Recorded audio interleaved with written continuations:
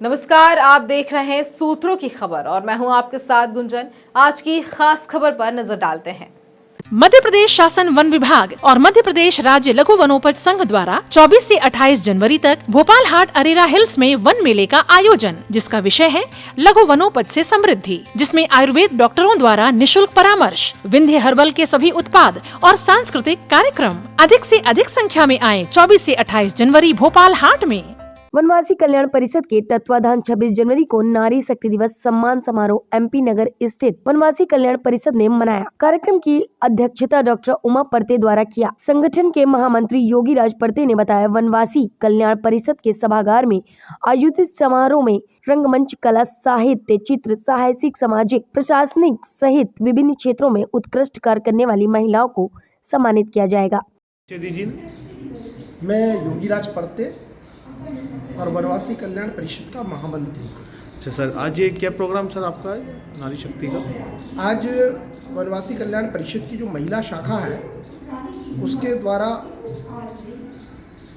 रानी गाड़विली, उनका हम जन्मदिन मना रहे हैं और रानी दुर्गावती, इनका जन्मदिन मना रहे हैं। 600वीं वर्षगांठ है उनकी।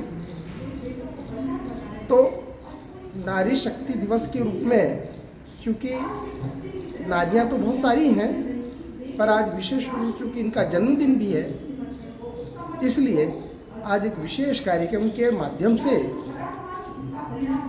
महिला सम्मेलन हम लोगों ने यहाँ पे आयोजित किया है। और उसमें ये दोनों जो जनजातीय महिलाएं हैं, रानी दुर्गावती, रानी गाड़विली, इनके योगदान को सबके सामने हम लोग लाने का प्रयास किया है।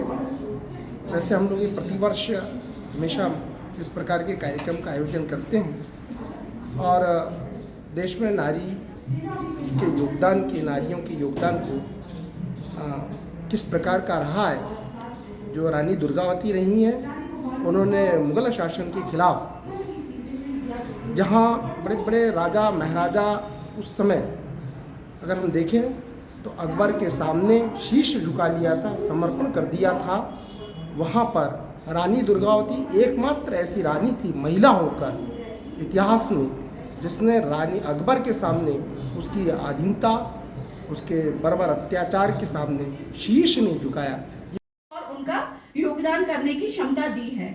आज मैं याद करना चाहूंगी दुर्गाबाई देशमुख जी को, राजकुमारी अमृत कौर को, हंसा मेहता जी को, एजाज रसूल जी को, अम्मू स्वामीनाथन, सुचिता कृपलानी, दक्षिणायनी वेलायुधान, रेणुका राय, पूर्णिमा बैनर्जी, एनी मस्करीन, कमला चौधरी, लीला राय, मालती चौधरी, सरोजनी नायडू और विजया लक्ष्मी पंडित जैसी विदुषी महिलाओं को, जिन्होंने संविधान को लिखने में अपनी भूमिका निभाई।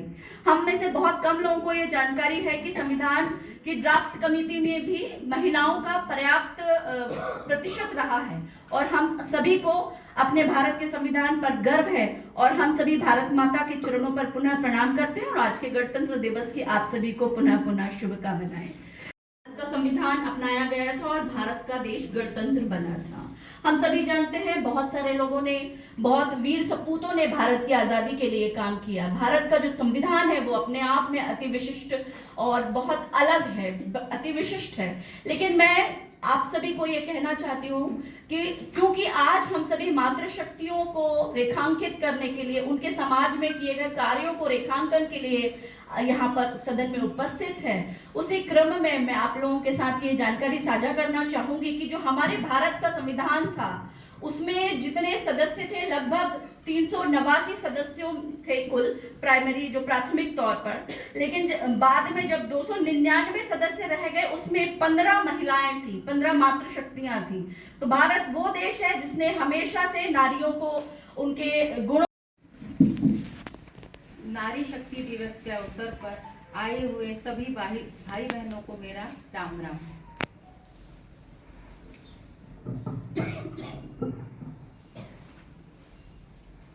जैसा कि हम सभी जानते हैं कि हमें स्वतंत्र हुए 75 साल एक छोटा कालखंड लगता है, जबकि हमने गुलामी के हजारों वर्ष झेले हैं।